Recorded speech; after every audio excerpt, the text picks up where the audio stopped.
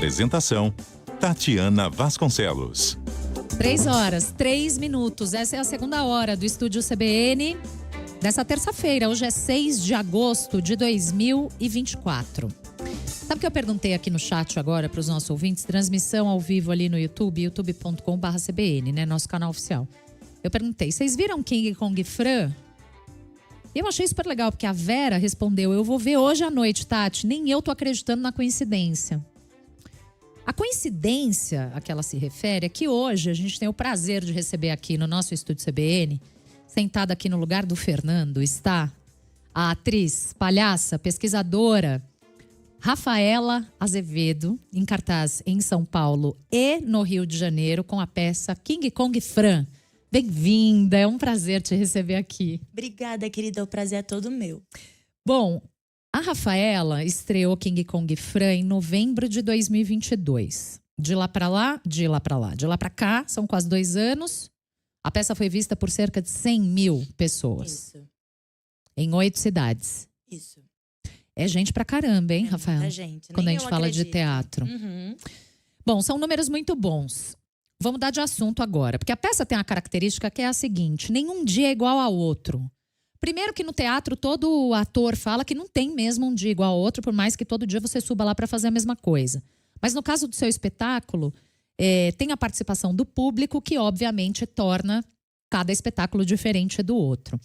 Eu quero falar de você, eu quero falar da peça para quem eventualmente não conhece, mas eu quero começar te perguntando sobre esse tempo, Rafaela, porque 2 anos em cartaz, por que tipos de transformação a peça, o espetáculo, passou, amadurecimentos? Tem isso no teatro? Alguma coisa foi mudando nesse tempo que faz algo hoje ser diferente do que era quando você estreou? Olha, eu acho que muita coisa. Desde que a gente criou King Kong Fran, eu e Pedro Brício, que é o co-diretor e coautor comigo, já a peça, ela nunca foi escrita, ela foi feita. Nós íamos para a sala de ensaio, ficamos mais ou menos uns 6 meses em trabalho, assim, sala de ensaio, levantando todo o material, eu improvisando. O Pedro dando os comandos e eu improvisando, e criamos a peça.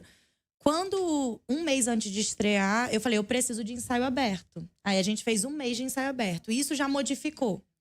Quando estreou, eu lembro, eu falei, nossa, é outra coisa com o público. E aí cada público… O primeiro ano de King Kong Fran foi quase todo no Rio de Janeiro. Eu fui para Belo Horizonte também, mas eu fiquei muito no Rio e fiz uma apresentação num festival aqui em São Paulo. Era ainda muito a minha audiência assistindo. Então, sabe aquela coisa que falam que é você pregar para convertido? Uhum. Assim, né? Aí já 1 ano em cartaz e sempre lotado, sempre lotado. Até hoje, Salvador lotou em 10 minutos, Uau. 2 sessões. E eu fiquei, meu Deus, aí o pessoal fica, mas você não se acostumou? Eu acho que eu nunca vou me acostumar, assim, né? Que as pessoas querem muito ver o trabalho e que tá acontecendo. Porque não é um trabalho fácil, não é assim, né? De gestão fácil. São temas muito complexos, temas muito profundos. Uhum. Então, eu fico feliz com essa aceitação, sabe?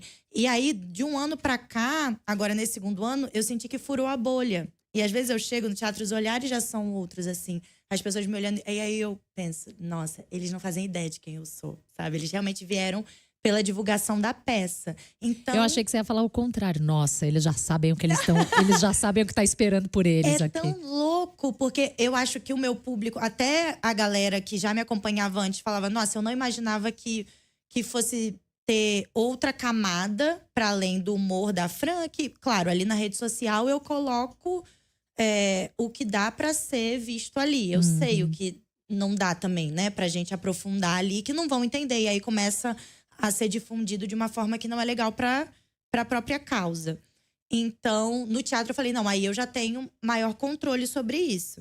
E aí eu fico olhando o pessoal, então assim, na metade da peça que a galera começa a entender. E é muito divertido isso. E aí eu vou alterando, claro que eu penso, tá, tem um roteiro que nunca foi um roteiro rígido, mas tem pontos que eu preciso tocar. Eu preciso tocar, eu faço uma inversão, né, ali na peça com essa… Eu comecei pela pergunta que tem a ver com o tempo, mas eu acho que talvez a gente precise contar para quem não conhece do que se trata. Então vamos lá, voltando do começo. King Kong Fran nasceu da leitura da Rafaela de uma obra de uma autora feminista francesa, que é a teoria King Kong, da Virginie Despentes. Despentes. Meu francês um pouco enferrujado. O que é que tem no livro que serviu de ponto de partida para você pensar, discutir com Pedro Brício e montar o espetáculo? O livro, eu amo esse livro, mas ele foi… Assim, na verdade, eu queria pegar a questão da conga, a mulher gorila do circo, sabe? E misturar um pouco com a teoria King Kong. Eu queria fazer… E aí eu falei, vou pegar o nome, porque… do King Kong, não a conga, porque eu acho que já tá na boca da galera agora, o livro maravilhoso da Virginie, né? E aí eu fiz assim uma saladona de referências. de referências. Uhum. E aí eu fui desenvolvendo muito pensando nisso, que eu acho que eu acho não, né? O patriarcado, ele é uma narrativa que foi criada, né? Não é algo inerente. A gente não pensa, tanto que na peça eu mostro isso, quando eu começo a inverter, fica absurdo.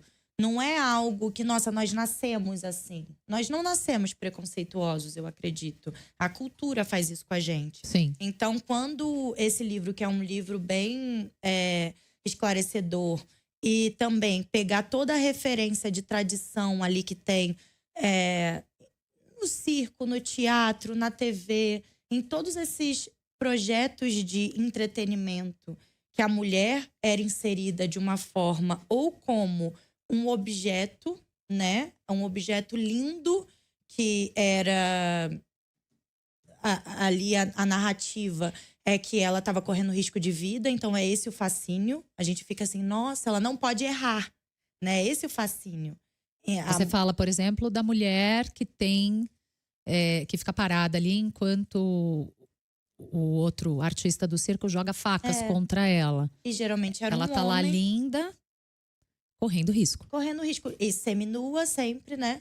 Sexy, seminua, parada, inerte, como uma boneca. E aí a gente pode, né, pegar, por exemplo, Simone sem de Beauvoir, ação, sem fala. No Segundo Sexo, né? Logo no início que ela fala sobre isso, sobre o alter ego da mulher, ele ser desenvolvido a partir de uma boneca que é inerte, enquanto do homem é de um órgão, né, que é viril. Então, essas imagens que eu fui começando a trazer para o espetáculo, e também, se a gente for pensar da ajudante de palco nos programas de TV dos anos 90, né?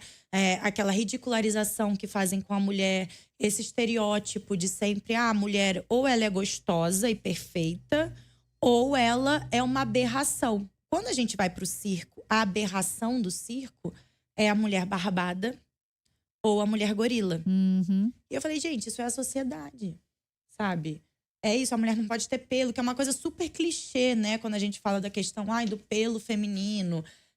Mas, ainda assim, dessa forma que as representações vão superlativando de alguma forma ali no circo, na TV, né? Nos programas de entretenimento, nos próprios filmes, se a gente for perceber, que não são de humor, que são de drama. Há uma certa romantização no sofrimento, no nosso sofrimento. Os filmes, por exemplo, que tratam de abuso sexual, há uma romantização, há uma fetichização nisso muito forte. Porque eles não são escritos por mulheres. Então, quando a gente começa a escrever Fleabag, que eu amo, né, essa obra… E aí, uma vez falaram como se essa obra fosse uma obra feminista. E eu falei, eu não acho que seja. É só escrita por uma mulher. E aí, os homens, eles têm uma incapacidade tão forte de se deslocarem, né, do próprio centro e se identificarem com algo que não seja um outro homem, que uma mulher falando sobre sexo é feminismo. Não é uma mulher falando sobre sexo. Uma mulher falando sobre morte é feminismo. Entende? Nossa, eu entendo.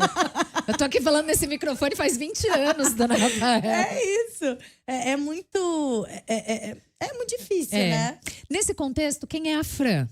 Então… Aquela mulher exuberante que sobe no palco com uma maquiagem meio borrada, peluda, com um membro grande.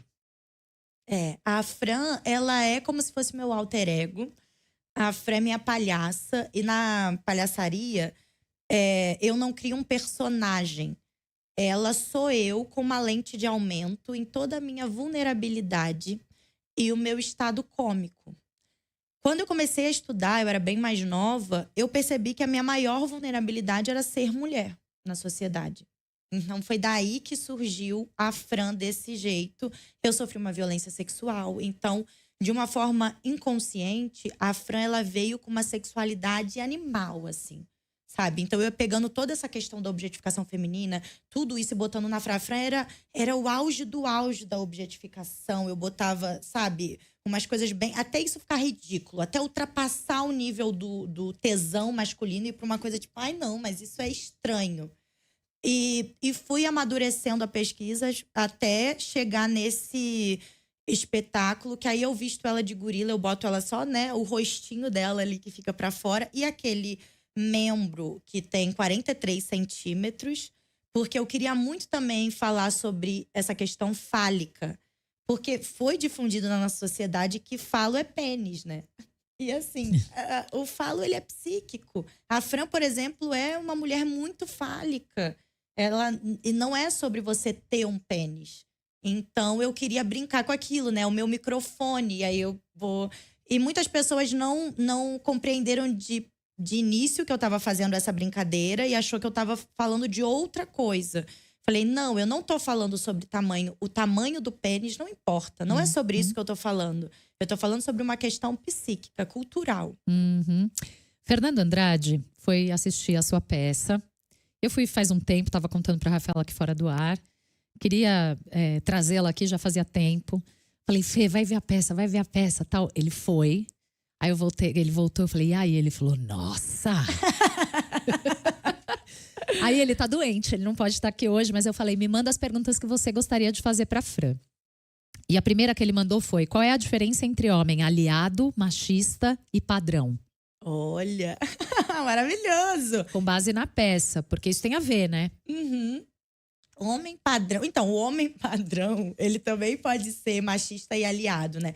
Eu coloco essa questão do homem padrão porque nós precisamos, mesmo, pode ser a mulher mais inteligente do mundo, né? A gente precisa estar sempre, por exemplo, como eu estou hoje aqui. Belérrima. Pra ser… a nossa imagem vem na frente, não tem jeito. E é isso é cultural. E o homem não. Os homens mais bem-sucedidos, eles não precisam, tá? Eles às vezes estão, né, isso com uma camisa polo e foi. E nenhuma maquiagem e nada. E não se importam em fazer a barba. A estética não importa. Então, na peça eu coloco isso muito forte. Assim, o que é um homem padrão? E o que se o machismo fosse o contrário, as mulheres exigiriam de um homem para ele poder existir? E quando a gente fala de padrão, a gente tá falando de aparência física. Aparência física. Perfeito. Do mesmo jeito que colocam, né, que são absolutamente gordofóbicos, né, que são capacitistas, toda essa questão que o patriarcado traz de uma mulher padrão, a gente coloca isso também num homem. Então, que homem é esse também que a gente está atacando? É um homem branco, heterossexual, cisgênero, sabe? Esse homem é o homem que detém poder na nossa sociedade mesmo. Tá. E aí, a gente vai, por exemplo, um homem negro, ele pode exercer o machismo óbvio, como uma mulher também pode, né? Mas ele também tem um lugar de vulnerabilidade por conta do racismo. Então, não estão no mesmo lugar, não está equiparado isso, sabe? Um homem gay, um homem que é branco e gay, um homem que é preto e gay, tipo assim, é diferente. E tudo isso tem umas minúcias que eu não posso colocar todo mundo no mesmo lugar e falar, são opressores. Não são. Eu também sou opressora. Entende? Perfeito. Na questão racial, por exemplo. A questão dos homens trans, das mulheres trans. Então, são tantas camadas pra gente refletir sobre isso, que ali na peça, eu tenho mais 2 peças que eu vou fazer em seguida, né? Que eu quero fechar com uma trilogia, esse primeiro projeto da Fran. E eu penso, a próxima, eu já vou amadurecer essa questão. Porque, por exemplo, no King Kong Fran, eu precisava falar do patriarcado dessa forma binária. Como é, né? Nós versus eles. Que é também uma dicotomia que tem sido muito atacada justamente por quem oprime, eu acho. Vocês ficam com essas coisas de nós contra eles, e o que a Rafaela faz e o que a Fran faz no palco é levar para o palco situações muito sérias e subverter a lógica de gênero da violência sexual. Como é que você faz isso? Para quem nunca viu a peça, como é que você explica como é que você faz isso? Então, eu me utilizo de tanto a questão no verbal, entende? Esse lugar que fica é elogio, é assédio, né? Que eu fico, como assim vocês não entendem que isso é um elogio, isso é um assédio? Então vamos lá, eu vou fazer o contrário. Então eu começo a elogiar alguns homens escolhidos ali da plateia. Eu começo a convidar que eles venham fazer jogos comigo, que são jogos de inversão.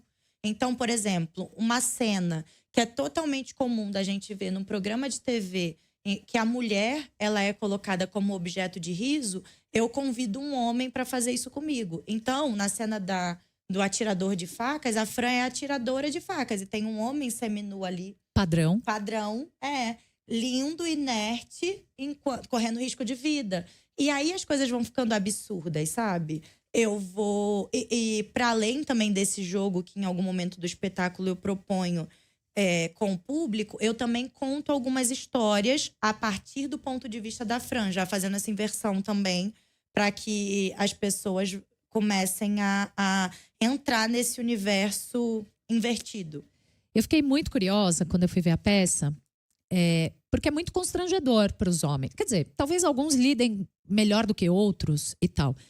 Mas é curioso que eles ficam constrangidos durante 1h30. A gente passa a vida constrangida por sofrer aquilo que você faz com que eles passem 1h30. Aí o Fê pergunta assim: em alguns momentos, a atuação aparenta ser uma vingança. Mulheres atrás de mim incitavam as atitudes da Fran. Enfia! Mais forte! Você mais quer! E tal. E ele pergunta assim: até que ponto a peça é uma vingança de tudo que o machismo causou? E se isso não distancia de uma evolução conjunta entre homens e mulheres? Ótima pergunta. Eu acho que se realmente as mulheres elas tivessem a autoestima que é dada para os homens desde que eles nascem, a gente já teria acabado com tudo. A gente já teria queimado tudo. A gente já teria matado todos eles. Porque… Desculpa. Porque é isso, assim, a gente vê por muito menos, né? Uma briga de trânsito, os homens se matam. Os homens estão fazendo guerra. O que a gente sofre de violência doméstica, de violência da nossa… nessa pressão estética, de violência sexual, recebendo menos, não tendo espaço, tudo isso era pra gente já ter se revoltado, a nossa vingança ser algo sanguinário, era realmente ser nós contra eles. E talvez eu acho que por uma socialização realmente de submissão, que a gente não faz isso. A peça, como eu consigo ali fazer uma vingança, colocar fogo em tudo, de uma forma simbólica, e as mulheres conseguem ter essa catarse quando vem a peça, quando estão ali naquele ambiente, eu acho que é muito saudável, na verdade. Porque era pra gente estar quebrando tudo se a gente fosse revidar a violência que a gente sofre. Eu falo sempre isso, não é comum que a gente não se sinta segura de pegar um carro de aplicativo, por exemplo. A gente não pode normalizar isso, que a gente não pode andar sozinha numa rua escura, que a gente não pode receber… Nem iluminada, quanto mais escura. Como receber um profissional homem, por exemplo, para que seja para consertar alguma coisa em casa, sempre tem que ter alguém com a gente, porque as histórias são de que a gente é abusada sexualmente. Tem países hoje em dia ainda, né, que, enfim, o machismo é muito maior do que aqui. Então, assim, isso é violência, sabe? A gente se defender, por exemplo, a gente fazer uma peça de teatro, a gente ter uma catarse simbólica… Poxa, se afasta, então realmente o problema não é nosso, né? O problema é dos caras, que eles estão muito afim de continuar sendo os agressores. É muito louco quando você pensa que o que eles passam em 1h30 a gente passa na vida inteira, né? Pensa isso. Pensa isso. Enfim, nesse sentido, como é que reagem homens e mulheres? O que é que você ouve dos homens que assistem a sua peça? Primeiro, eles entendem? Demora um pouco mais para entender mesmo, assim. Eu ouço muito isso que ele perguntou. Sobre vingança. Mas você não acha que poderia ser de outra forma? Eu falo, não acho. Eu acho que ainda eu pego vocês, leve. se vocês não acham que poderiam agir de outra forma com as mulheres, isso, né? Sabe? Eu acho assim, já tem uma conversão muito legal de homens como público da Fran. Homens gays são, tipo, disparado, mas, assim, são realmente muito meu público. Mas também homens héteros que são muito trazidos pelas esposas, pelas namoradas e tal. E aí se tornam aliados. Nossa, eu recebo relatos de homens que são pais, por exemplo, de mulheres. E que me agradecem, falando, depois de ver sua peça, eu sou mais tranquilo de saber que a minha filha vai crescer no mundo em que a Fran existe. Eu quero que minha filha faça 18 anos para eu poder levar ela para ver a Fran. Ah, que legal. Sabe? De homens Quebra paradigmas mesmo. Total. Como tem isso, que tem homens que saem no meio da peça. Tem? Tem homens que saem no meio da peça e eu falo, olha, é isso, eu não posso… Eu vou chegar até um ponto, né? Até eu torço muito, incentivo para que várias outras mulheres façam um trabalho nessa linha. Não tenho nenhuma questão com isso que fala às vezes assim, mandam, Fran, estão te imitando, né? Falam assim. Eu falo, não tão, é o meu plano. Eu quero… Quanto mais Frans, melhor, Quanto mais gente. Fran, meu sonho… Essa é a ideia. Meu sonho é que, sabe, que as mulheres comecem a produzir várias obras e que… É isso. Eu sei que eu tenho um lugar de privilégio por ser uma mulher cis e branca. Por mais que eu também entenda muito quando as mulheres falam não há privilégio em ser cis, porque a gente não escolhe, né? Eu realmente não escolhi nascer nesse corpo que é violentado. Eu não escolheria, se eu pudesse. Mas é muito maior que a gente também, todos esses assuntos. Então, eu acho que é muito importante a gente se escutar. E é isso, como eu sou privilegiada nesse ponto, uma mulher trans, ela precisa falar a partir do universo dela e a gente precisa abrir caminho para que ouçam, sabe? Um homem trans precisa poder falar, uma mulher negra, ela vai falar do feminismo dela e eu não vou conseguir falar por ela, eu preciso escutar ela, sabe? Então, o meu plano, na verdade, é isso, quanto mais eu conseguir alcançar espaço e quanto mais eu conseguir ter dinheiro, porque poder tem a ver com dinheiro, para eu poder investir, não só… Porque eu ainda invisto no meu trabalho, né? Eu não tenho patrocinador. Até hoje, Rafa, 2 anos. De peça lotada. Sim. E a gente Oi, marcas! A gente sabe que isso no teatro é um fenômeno mesmo, assim, né? 100 mil pessoas, gente, 2 anos, 8 cidades. Tá fazendo uma temporada… Pobre Rafa, metade da semana em São Paulo, metade no Rio. Eu vou pra lá e pra cá, e é isso. E eu falei, cara, não tem como eu não suprir essa demanda de público. Porque é isso. Eu não imaginava que ia ter tanta aceitação. Mas eu não quero só eu estar ali. Eu quero que ano que vem estreiem outras peças e que eu consiga escutar e me esclarecer de coisas que eu ainda tenho, sabe? Que eu sou ignorante. Então, acho que… Eu não quero mais ver stand-up de homem hétero fazendo aquilo de sempre, falando da sogra, de quantas mulheres ele ficou e de cerveja. Sabe? O que eu tenho a ver, né? Assim, o que eu tenho a ver? O que eu tenho a ver com isso? Porque isso me interessa. Eu quero ver essas outras pessoas fazendo e ganhando espaço. E é isso. A Fran, o King Kong Fran, é a prova de que tem público. Tem mesmo. Se os patrocinadores e as marcas não estão investindo, é porque elas não querem. Porque público tem. Você conta isso na peça, eu já vi você falar sobre isso em outras entrevistas, que você sofreu um episódio de violência, você foi estuprada, você conta isso na peça. Em algum sentido, o espetáculo pode ser uma resposta ou algum tipo de elaboração a respeito da violência que você sofreu? Elaboração, com certeza. Acho que tem muito uma característica do meu trabalho, que eu não costumo fazer trabalhos escritos por outras pessoas. Eu não faço muito parte de elencos, porque realmente a minha parada é escrever a partir da minha vida, do meu ponto de vista sobre a vida também. Quando eu sofri esse estupro, eu era muito nova, eu tive muitos problemas no útero, aquela coisa bem, né, nos ovários e tal, problemas psicológicos, não conseguia me relacionar, não conseguia confiar em homem nenhum. É um limite que atravessa, né, que é É difícil até de falar. Não sei como, assim, é isso. É como se você tivesse morrido e aí você tenta renascer. Porque você é colocada ali como se você fosse uma coisa. Não é como se você fosse Uma indivíduo, pessoa. uma pessoa.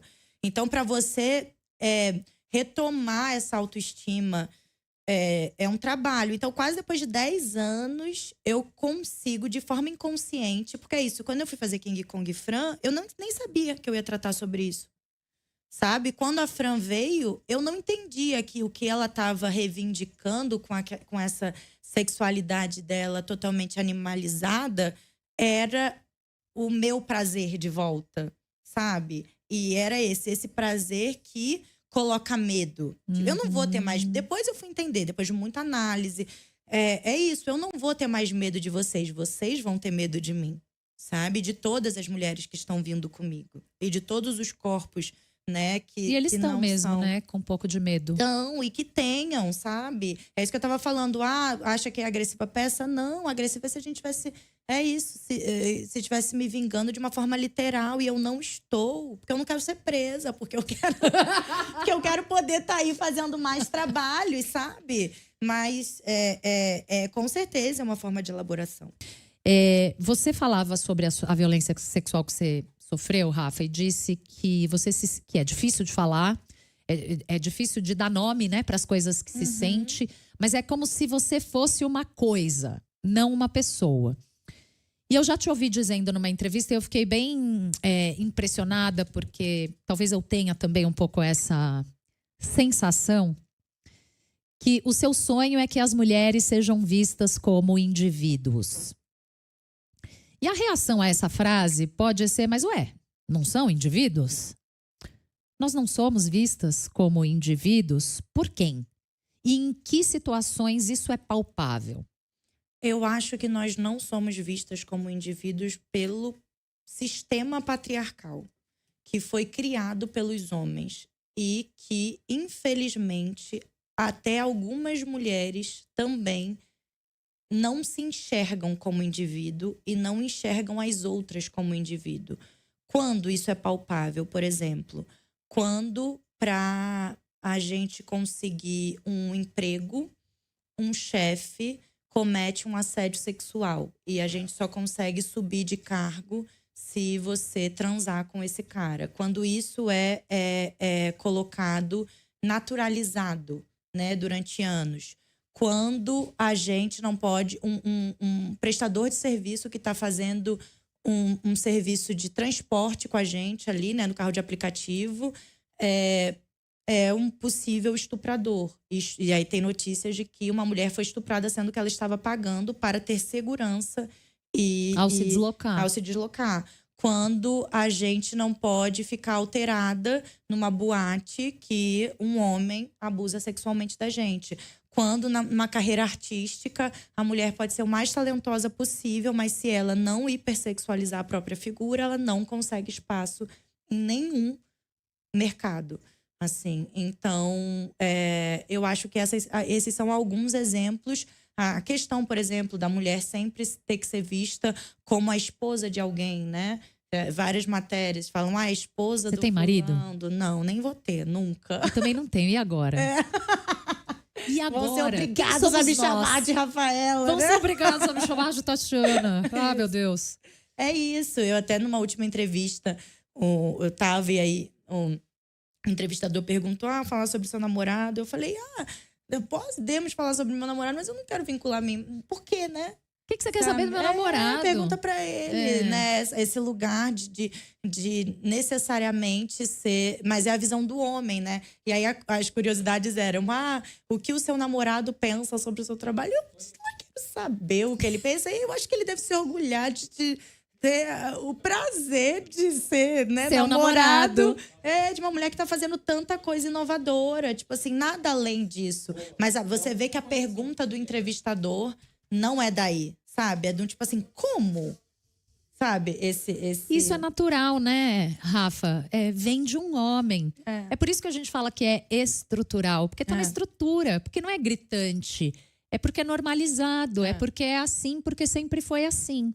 E um belo dia, algumas mulheres resolveram levantar e dizer: isso não pode mais ser assim, por causa disso, disso e disso. Toda vez que a gente fala de gênero aqui nesse programa, os nossos ouvintes ficam muito oriçados, sobretudo os homens. Eu acho que isso é um sinal de tudo que você está falando. De tudo que você está falando. E a minha última pergunta para você é a seguinte: é sobre o humor de uma maneira geral, porque você é uma mulher humorista. Eu imagino o quanto isso te custa também ser vista como uma mulher que faz humor, né? Porque isso é um lugar, em geral, entre mil aspas, reservado aos homens. Mas de uns anos pra cá, e talvez na pandemia isso tenha ficado, pelo menos pra mim, bem mais evidente e gritante, a gente tem visto mais mulheres fazendo humor, sobretudo na internet. E de um jeito que eu, honestamente, nunca tinha visto. É diferente do que a gente estava acostumada. Conversa mais comigo, né?